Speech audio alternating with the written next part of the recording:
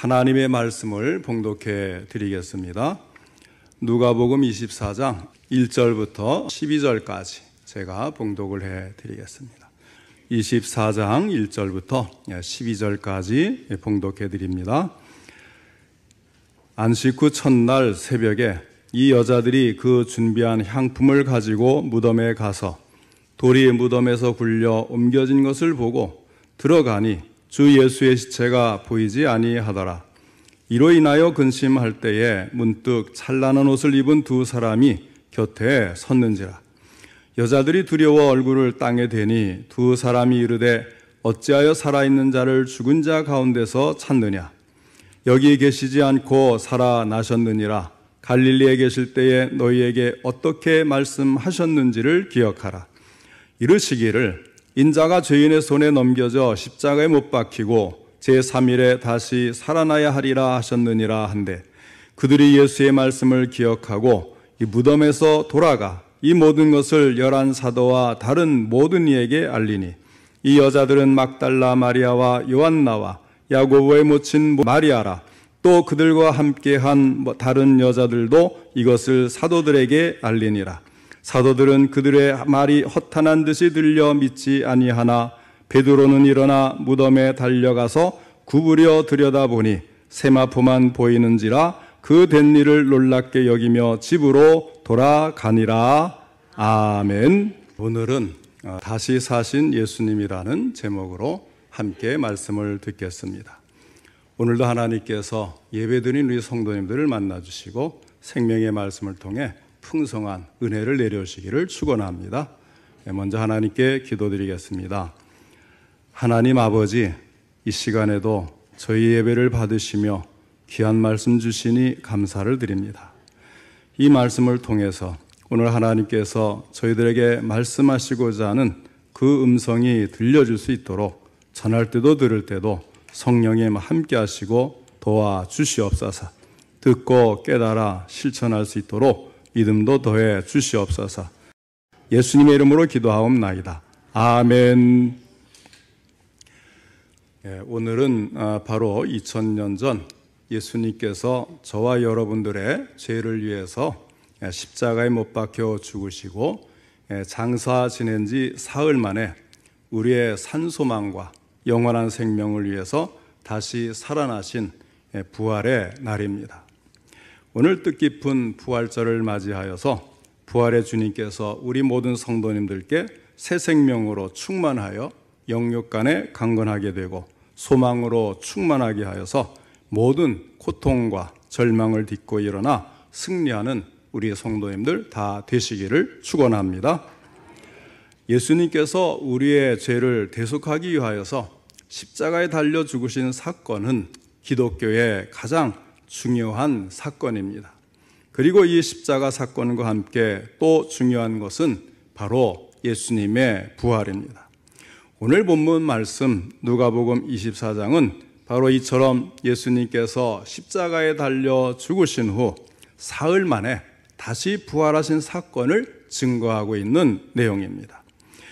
오늘 말씀이 어떻게 예수님의 부활을 증거하고 있는지 함께 살펴보면서 같이 은혜 받기를 원합니다.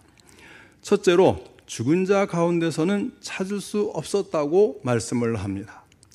본문 1절에 보면 안식일 다음 날 새벽에 예수님을 따르던 여인들이 예수님의 시신에 향품을 바르기 위해서 예수님의 무덤을 찾았습니다. 그런데 무덤에 와보니까 무덤 입구를 막은 돌이 굴려져 있고 무덤이 활짝 열려져 있는 거예요. 이 열려진 무덤을 본 이 여인들은 아마 누가 먼저 와 있는가 보다 그렇게 생각해서 급히 무덤 속으로 뛰어 들어갔습니다. 그러나 예수님의 시체는 없고 다만 예수님의 몸을 쌌던 세마포만 남아 있었다고 성경은 말씀하고 있습니다. 여인들이 낙심이 되어서 근심하고 있을 때에 문득 찬란한 옷을 입은 두 천사가 곁에 나타나서 말을 합니다. 5절로 6절 말씀입니다. 어찌하여 살아있는 자를 죽은 자 가운데서 찾느냐. 여기 계시지 않고 살아나셨느니라. 살아있는 분을 죽은 자들 가운데서 찾지 말라고 하는 것입니다. 사흘 동안 무덤 속에 있던 예수님의 시체가 안식 후 첫날 새벽에 사라졌습니다. 누가 그 시체를 가져갔을까요? 제사장들이나 서기관들이나 혹은 그 밖에 예수님을 대적하는 사람들이 절대로 그렇게 했을 리가 없는 것입니다. 만일 그들이 예수님의 부활을 부인하기 위한 증거물로 이용하기 위해서 예수님의 시체를 가져갔다면 그들은 예수님의 죽음을 주장하기 위해서 만인들 앞에 공개해야 되지 않았겠습니까? 시체를 증거물로 제시했을 거예요. 그 다음에 그러면 예수님의 제자들이 가져갔느냐? 그럴 리도 없는 거예요. 왜냐하면 이때의 예수님의 제자들은요, 잔뜩 겁에 질려서 숨어 있는 상태입니다. 그래서 예수님이 장사를 치를 때도 제자들이 나선 것이 아니고 누가 나섰습니까? 아리마대 부자 요셉이라는 사람이 담대하게 총독에게 가서 예수님의 시신을 달라고 해서 자기가 들어가려고 했던 그 무덤에 장사 지낸 그런 일이 있었잖아요. 더군다나 정식으로 장례까지 치르고 무덤 속에 있는 이 예수님의 시체를 그들이 가져가서 그들에게 유익될 것이 하나도 없는 거예요. 그렇기 때문에 예수님의 시체가 어떻게 되었는지도 오직 두 천사의 말을 통해서만 알 수 있을 뿐이었습니다. 두 천사는 예수님이 살아나셨다고 말을 했는데 예수님이 부활하신 이 사실은 기독교를 반대하는 사람들이 결코 반박할 수 없는 확실한 증거를 가지고 있는 것입니다. 유명한 역사가 토인비가 말한 겁니다. 나는 여러 해 동안 여러 시대를 연구하고 여러 저서들의 증거도 조사해보고 헤아려 보았으나 인류 역사 가운데 공정한 조사자가 확실한 증거를 가지고 이해할 만큼 명백한 증거를 내세우는 가운데서 예수님이 죽으신 후 다시 살아났다고 하나님이 우리에게 증거하신 이 표징보다 더 확실한 증거는 없다. 토인비라는 이 역사가는 과거의 일을 문서나 어떤 유적이나 이런 증거물을 통해서 그걸 재현해내는 사람 아니겠어요? 그런 사람이 여러 가지 증거를 살펴봐도 이보다 더 확실한 증거는 없다. 이렇게 말을 하는 거예요. 저는 늘 그렇게 이야기를 합니다. 2000년 역사에 이 기독교만큼 많이 파헤쳐지고 연구한 대상은 없다. 더군다나 중세가 1000년을 넘게 이어가지 않았습니까? 그때는 이제 카톨릭이 중심이 되었지만은 유럽에 있는 모든 나라들이 예수를 믿고 가장 똑똑하고 천재이고 가장 훌륭한 인물들이 뭐예요? 신학을 공부한 거 아닙니까?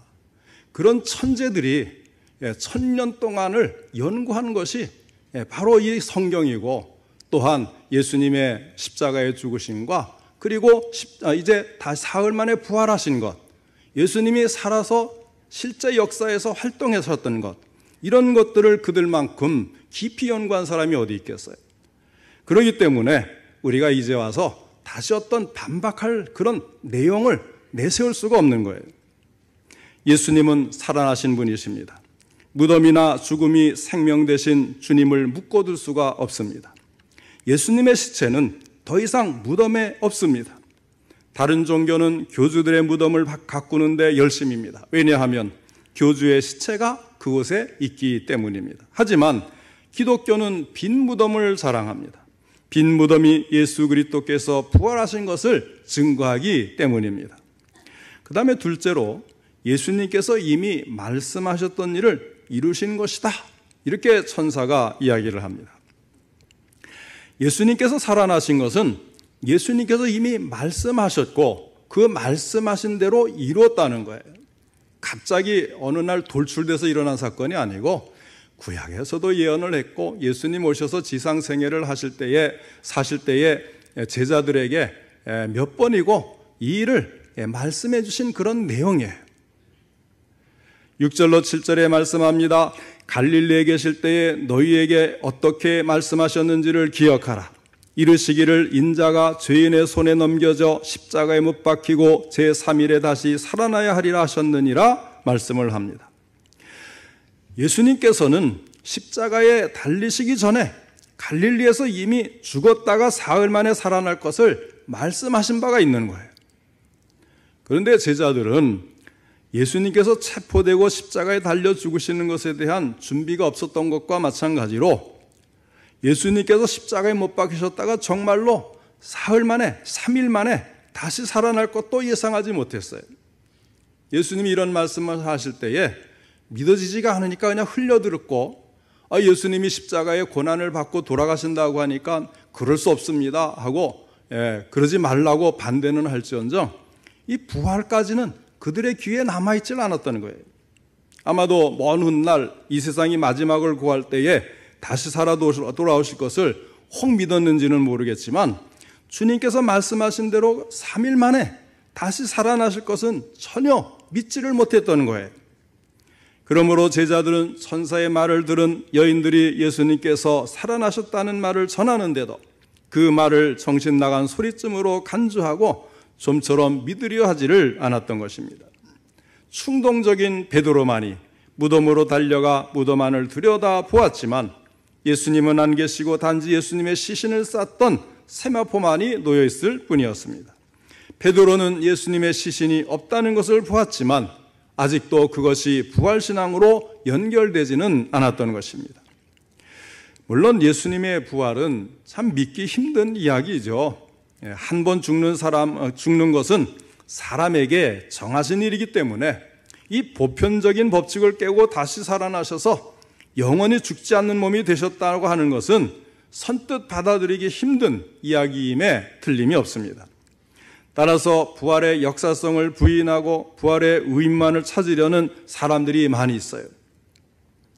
그래서 부활을 이야기할 때 예수님이 역사적인 사건으로 그 몸이 죽었다가 다시 살아나신 이 사실을 보다는 그냥 부활의 의미, 그래서 사회현상적으로 옛날에 어두웠던 사회가 밝아져야 되겠고, 또 도덕적으로 무너진 것이 바로 서야 되겠고, 정치가 이렇게 돼서는 안 되는데 부활의 주님이 오신 이 날을 기념해서 모두가 새롭게 다시 깨어나야 되겠다.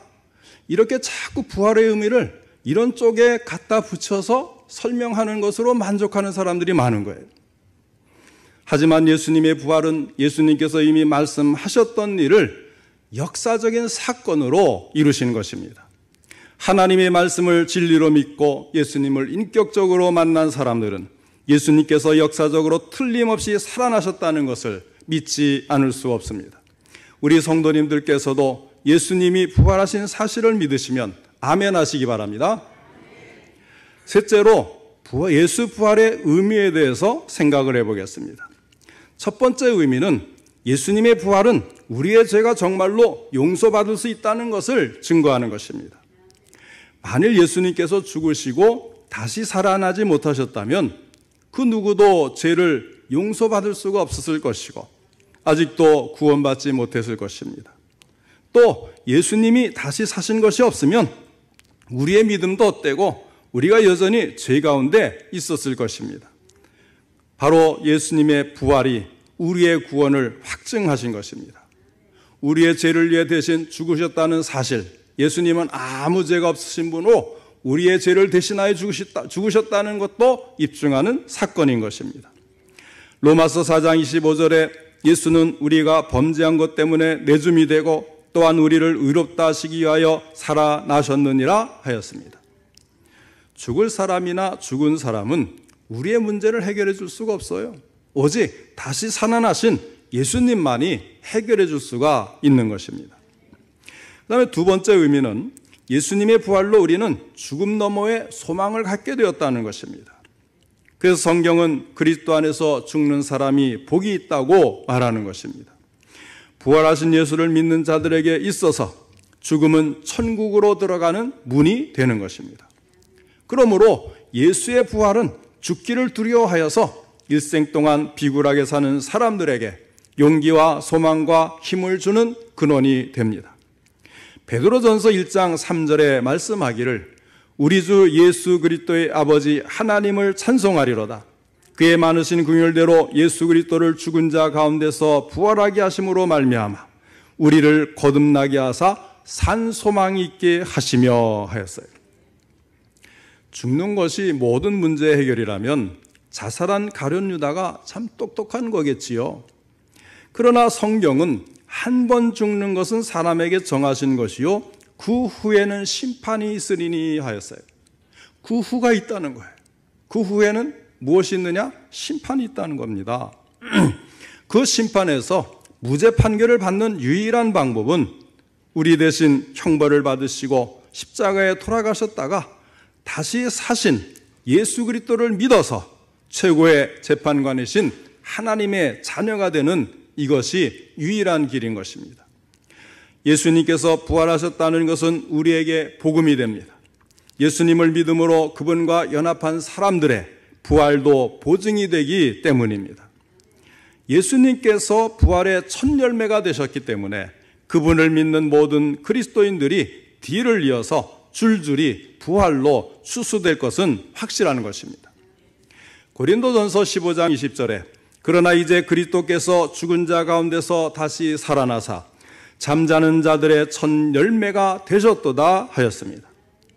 인류 역사상 부활한 사람은 예수 그리스도 한 분밖에 없기 때문에 첫 열매가 되었다는 사실입니다. 과수원을 해본 분들은 아실 거예요. 나무에 열매 하나가 맺히면 그 후에는 더 많이 줄줄이 맺히게 되잖아요. 그러니까 그리스도께서 이 첫 열매로 부활하셨기 때문에 예수 그리스도를 믿는 사람들은 그분과 같이 줄줄이 부활할 것, 이것을 우리 성도님들은 믿으시기를 바랍니다. 또 고린도전서 15장 21절로 22절에 계속 말씀을 합니다.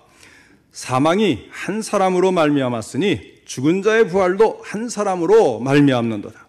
아담 안에서 모든 사람이 죽은 것 같이 그리스도 안에서 모든 사람이 삶을 얻으리라 하였습니다. 그러므로 기독교 신자는 어떤 사람들인가 하면 기본적으로 장차 자신들이 부활할 것을 믿는 사람들이 바로 그리스도인들인 것입니다. 그 이유는 우선 그리스도의 약속이기 때문에 예수께서 이르시되 나는 부활이요 생명이니 나를 믿는 자는 죽어도 살겠고 무릇 살아서 나를 믿는 자는 영원히 죽지 아니하리니 예수님은 약속을 하셨습니다. 예수님은 신실하신 분이시고 하나님의 아들이시기 때문에 이 약속은 반드시 이루어지는 것입니다. 그 다음에는 하나님의 사랑을 믿기 때문입니다. 시인 테니스는 이런 말을 했어요. 사랑의 하나님이 인간을 죽이기 위하여 창조하지는 않았을 것이다. 하나님이 우리를 창조하신 목적이 무엇입니까? 우리와 영원토록 함께하며 우리와 교제하며 우리에게 복을 주시고 우리로 행복하게 살도록 우리를 창조하셨어요. 그런 하나님이 죽이기 위해 창조하셨다? 멸망시키기 위해 창조하셨다? 앞뒤가 맞지 않는 말이에요. 그렇기 때문에 우리를 구원하시기 위해 자기 아들을 주시기까지 하나님의 공의를 세운 것 아니겠습니까? 그래서 하나님의 공의 때문에 이 부활은 확실한 것입니다. 죄를 짓던 자들에게 예수 그리스도의 십자가 대속으로 속죄함을 받게 하시고 하나님의 자녀가 되어 의롭게 사는 자에게 하늘나라를 예비하시는 하나님의 공의를 믿기 때문입니다. 죄는 사망으로 벌하시고 의는 하늘나라의 영원한 생명으로 갚으시는 공의로우신 하나님이신 줄 믿으시기를 바랍니다. 종교개혁을 했던 마틴 루터는 이런 말을 했습니다. 부활을 믿지 못하겠거든 봄동산에 올라가 보라. 겨울에 다 죽었던 산천초목이 다시 새싹을 내며 살아가는데 우리 인간의 영혼일까 보냐. 이렇게 말을 했어요. 밀알 하나가 땅에 떨어져 그대로 있으면 100년, 200년이 가도 한 알 그대로 있지만 이것이 땅속에 들어가 썩으면 많은 열매를 맺는 것입니다. 그러나 이것이 전부가 아니죠. 부활의 원리는 사실은 하나님의 창조의 능력에 있는 것입니다. 몇 번을 제가 말씀을 드렸습니다. 우리의 이 몸은 결국은 흙으로 들어가서 썩어서 흙과 완전히 똑같이 되어버리고 말 거예요. 그러면 그 분자들이 다시 합쳐져서 부활을 하느냐? 아니라는 거예요. 하나님은 창조의 능력이시기 때문에 우리를 변화시켜도 새로운 몸으로 창조하시고 죽은 자들이 다시 일어나도 새로운 몸으로 창조하시기 때문에 그 몸은 신령한 몸, 그리고 죽지 않는 몸, 죄짓지 않는 몸, 병들지 않는 몸, 늙지 않는 몸, 강한 몸, 성경이 분명히 그렇게 말씀하잖아요. 이 몸이 다시 살아나면 또 늙어서 나사로처럼, 이제 나사로는 4일 만에 예수님이 살리셨지만 결국 늙어 죽었잖아요.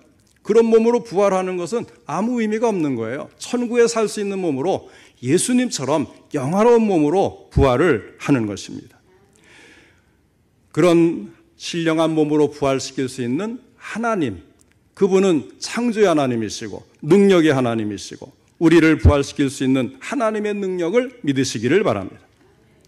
예수님께서는 부활로서 우리들을 죄와 사망의 몸에서 해방시키시고 영원한 생명을 얻게 하셨고, 이 땅에 다시 오시는 날에는 우리를 육체적인 죽음에서도 일으켜 주셔서 하늘의 신령한 몸, 죄와 사망과 슬픔과 고통이 없는 온전한 몸을 있게 하실 것입니다. 항상 이 사실을 잊지 말고 믿으셔서 소망 있고 담대한 인생을 사는 부활신앙을 가진 우리 성도님들 되시기를 바랍니다. 또한 예수님의 부활이 세 번째로 의미하는 것은 그분이 참으로 하나님의 아들이시라는 것을 확증하는 것입니다. 그분은 비록 나사렛이라는 시골 동네에서 겸손하게 태어나 가난한 목수의 아들로 사셨지만, 그분은 병자를 일으키시고 죽은 자를 살리시며 구약에서 예언한 대로 죄 없이 사시다가 제자의 배반을 받고 험한 십자가에 죽으셨는데, 다시 살아나심으로 그분이 평범한 종교의 창시자가 아니라 우리의 구세주여 살아계신 하나님의 아들이신 것을 증거한 것입니다. 우리는 죽어서 시체가 썩어버린 사람을 믿는 것이 아니라, 또한 우리처럼 똑같이 죄를 짓고 사는 죄인을 믿는 것이 아니라, 우리와 같이 사람이 되셨지만 죄를 알지 못하신 하나님의 아들을 믿는 것입니다. 그러므로 그의 이름을 믿고 의지하기만 하면 누구든지 죄 가운데서 멸망하지 않고 영생을 얻게 되는 것입니다. 성경은 말씀을 합니다. 누구든지 주의 이름을 부르는 자는 구원을 받으리라. 이제 우리는 그리스도의 부활로 인해서 영생과 부활을 소유하게 되었습니다. 결국 부활은 그리스도인들로 하여금 순교까지도 두려워하지 않게 만드는 아주 큰 폭탄과 같은 위력을 가지고 있는 것입니다. 이 사실을 믿는 것과 믿지 않는 것에는 엄청난 차이가 존재하고 있습니다. 이 부활 때문에 예수의 복음은 단순한 종교가 아닌 것이 드러났고, 또한 종교의 모든 창시자들이 죽었지만 예수님은 다시 사셨기 때문에 그분만이 생명의 주님이신 것이 확인된 것입니다. 그런 이야기가 있어요. 어떤 불교인이 기독교로 개종을 하였습니다. 그래서 개종한 이유를 물어봤어요. 그랬더니 이렇게 대답을 하더랍니다. 만일 당신이 길을 가다가 길을 잃었다고 생각해 보세요. 그런데 거리에서 두 사람을 만났습니다. 그 둘 중에 한 사람은 죽은 사람이요, 한 사람은 산 사람이었습니다. 그렇다면 당신은 누구에게 길을 묻겠습니까? 당연히 산 사람이 아니겠습니까? 마찬가지로 내가 기독교로 개종한 것은 죽은 부처님이 아니라 산 예수님께 인생의 길과 구원의 길을 물어보려고 그런 것입니다 하고 대답을 했다는 것입니다. 사랑하는 성도 여러분, 예수님은 부활하셨습니다. 그러므로 지금도 예수님은 살아계십니다. 하나님 보좌 우편에 앉으셔서 여전히 우리를 위해 기도하고 계신 분이 우리 예수님이십니다. 그 부활의 주님이 보혜사 성령님을 우리에게 보내주셔서 예수님처럼 우리와 함께 하셨습니다. 그 부활의 주님과 동행하시기를 바랍니다. 이제 부활하신 예수님은 그분을 믿는 우리 곁에 와 계십니다. 오늘 우리가 부를 찬송가 162장 가사에 이런 가사가 있어요. 예수 예수 늘 살아계셔서 주 동행하여 주시며 늘 말씀하시네. 예수 예수 내 구세주 예수 내 맘에 살아계시네. 늘 살아계시네. 이렇게 찬송한 것처럼 오늘 이 부활의 아침에 부활하신 우리 예수님과 늘 동행하면서 큰 능력을 받아 주신 사명을 감당하고 담대하게 승리하는 우리 모든 성도님들 되시기를 주님의 이름으로 축원합니다.